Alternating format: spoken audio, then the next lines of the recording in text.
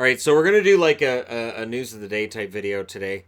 I was gonna do videos on a couple other things, and I thought, that can wait a little bit. I want to talk about some stuff that's going on and some stuff I've been reading online that I don't know. So the playoff format isn't going to change next year. So everybody that expected it to change and something's got to change, it's going to change. Well, the NHLPA and the heads of the NHL sat down and they're not changing it. They're keeping it the same. So that means it'll stay the same through the collective bargaining agreements end. At the end of collective bargaining agreement, of course, everything's up for discussion. And let's hope they get the collective bargaining agreement figured out. If they can sit down and agree on this, let's hope they can sit down and get the collective bargaining agreement figured out. No lockout in 2020. Please and thank you. Garrett Sparks has admitted to some poor play for the Toronto Maple Leafs, and I feel bad for him. He's a backup goalie that plays 15, 20 games in the season.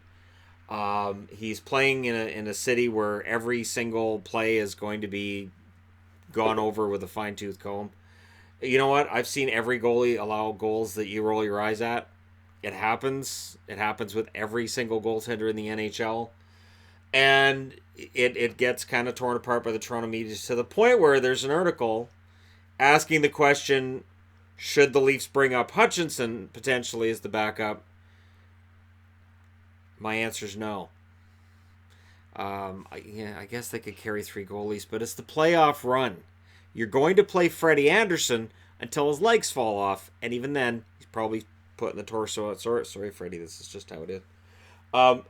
So Sparks, he's had some bad games. It's what happens. It's a backup goaltender.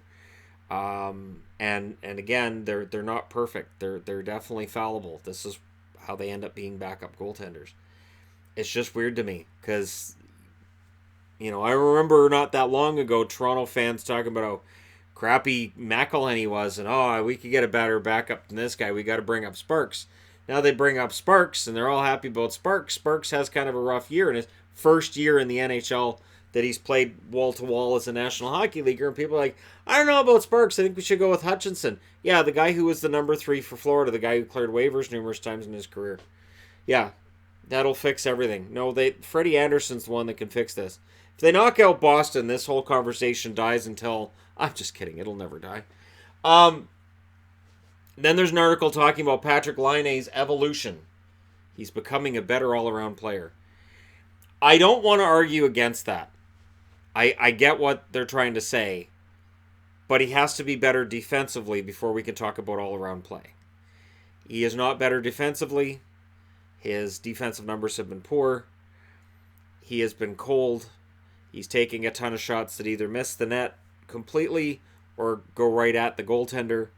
He has had a poor season minus those really incredible goal-scoring streaks he had. The one in November, and then there was another one I want to say in February, where he played very well in those small streaks. But he to me, to be an all-around player, you have to be really good in your own zone, and I haven't seen that with Laine yet. The Jets, speaking of which, held a team meeting.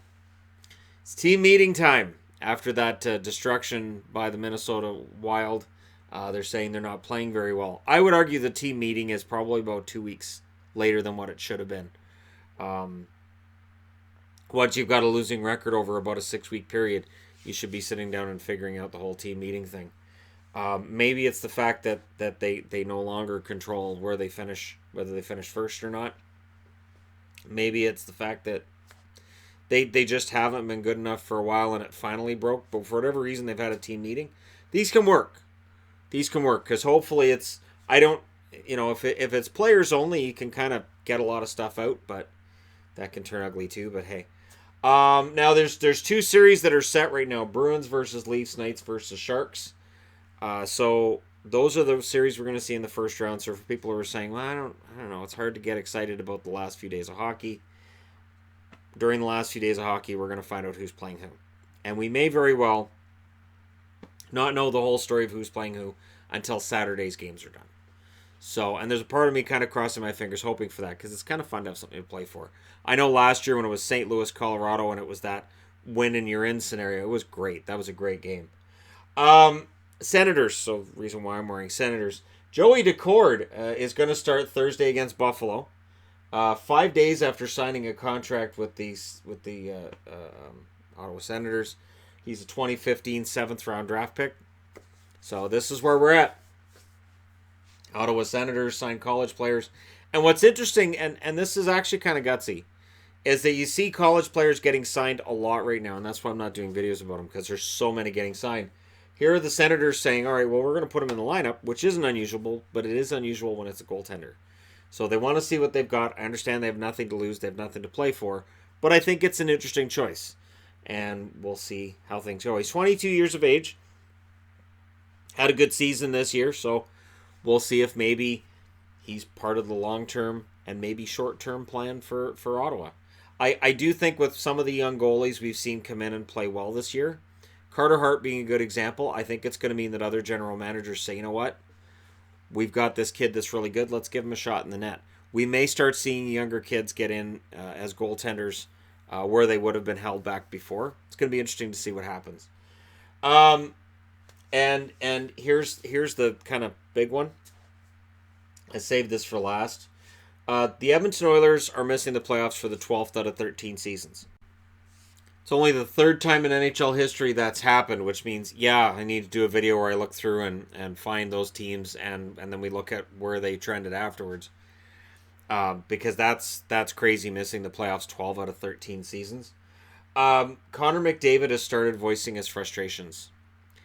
I'm going to say this straight out. I have underestimated how frustrated he is. He is angry. And he should be. He should be. This was a season that they probably should have bounced back, and they didn't. He's asked about next season, and he said, we don't have a GM right now. So I can't talk about next season. We don't have a GM. And he talked about how the coaching changed, GM change, everything up in the air. And not knowing where the team is going is clearly frustrating to Connor. So when I hear Bob Nicholson out there in public going, there's no rush to get a general manager. We're fine. We're going to just very carefully search for a general manager. The face of your franchise is saying, I'd like to see a general manager. My advice to Bob Nicholson would be, listen to McDavid. Because he's probably speaking for other players on the team. It is really hard to imagine that there's going to be a lot of players this year clamoring to play for the Oilers because of the management structure and things that have been going on. Now think about that. You have the best player in the league in Connor McDavid, with all apologies to Sidney Crosby, Nikita Kucherov, and others. Connor McDavid's the best player in the league. Is he the MVP? No, they're not in the playoffs. MVP goes to Kucherov. Best player in the league, the Ted Lindsay Award will go to Connor McDavid. I have zero doubt in my mind. You need to make sure that he's happy, because if he's not happy, that's a problem. And I would really hope that, and this is the funny thing too. Somebody asked what I would do if I was general manager of the Oilers, and my first response was I'd sit down and talk to Connor. And that's the truth. This team goes nowhere without a happy Connor McDavid. And a happy Connor McDavid, a Connor McDavid that believes they're going to the playoffs, he scores 130 points this year. He's played very, very well. He's got a ton of points. He's set a new career high this year. He's got Leon Draisaitl at his side. Part of that way, Leon Draisaitl's also been second-line center at points this season. The building blocks are there for a good team, but I understand where Connor's coming from on this. I underestimated his frustration just a little bit. I figured maybe he would be in on some of the stuff that's going on. Maybe he isn't. Maybe he's as in the dark as to what's going to happen with the Oilers as the rest of us are. And for a guy who makes a ton of money, and he does, he may think, it's great making all this money, but what would be even better would be if I was playing games in May. He's had a chance at the playoffs once in his entire career, and I'm sure that it's become a bit tiresome for him. So the other side of this is we talk a lot about Carolina, Arizona. They don't support their teams. Well, their teams don't make the playoffs. You'll notice that Arizona's ticket sales got better this year after the team got better. Carolina's ticket sales got better after the team got better. Edmonton, there are a lot of rumors right now and talks about ticket sales could drop. So when they opened the new Rogers Place, they had a 3-year commitment to tickets, the same as it's standard. You get a 3-year commitment for tickets. I think Winnipeg had it. I know Vegas has had it. 3-year commitment, season ticket holders, that's your certainty that you're going to have that revenue coming in. A lot of season ticket holders saying, why should I support this franchise? This franchise is a joke. And they are walking away from their money, and well, they're walking away with their money. And one thing that's brought up in one of the articles I was reading on it is they might generate the least amount of satisfaction for their fans based on the money put into it. So your best investment is not an Oilers game. So you may invest, $20 to go watch Florida lose. You may invest $150 to watch Edmonton lose and have the same vantage point at watching it. One of them, kind of tough on your wallet. The other one, not so much. So I don't know how the Oilers are going to overcome this PR nightmare in the making of ticket holders dropping, so you start getting empty seats. Which the funny thing is, and I mentioned season, ticket holders and all this stuff getting better with Arizona and Carolina. When it happens, and I saw this online and I agree with this, social media, I saw this. When it happens with the Southern market, we all scream, they shouldn't have a team. When it happens with Buffalo, when it happens with, at times with the Islanders, when it happens with the Oilers, with the Senators, it's fans are having their say. Fans are letting ownership know this isn't good enough. You can't have it both ways. You can't say, well, they don't care. Well, we care. We just don't go because we have a reason. Our team's crap. Well, what about their team being crap? Well, that's different. They're not real fans anyways. So yeah, that's where that whole argument falls apart, and we'll see how things work out for Edmonton next year. They need to get off to a fast start, and this summer they need to change their whole public image.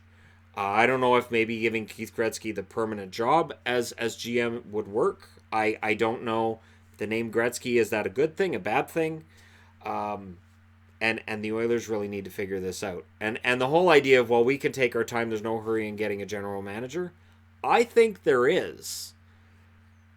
I think the statement by Connor, him getting frustrated and rolling his eyes at the media asking him questions. They're dumb questions, but him rolling his eyes.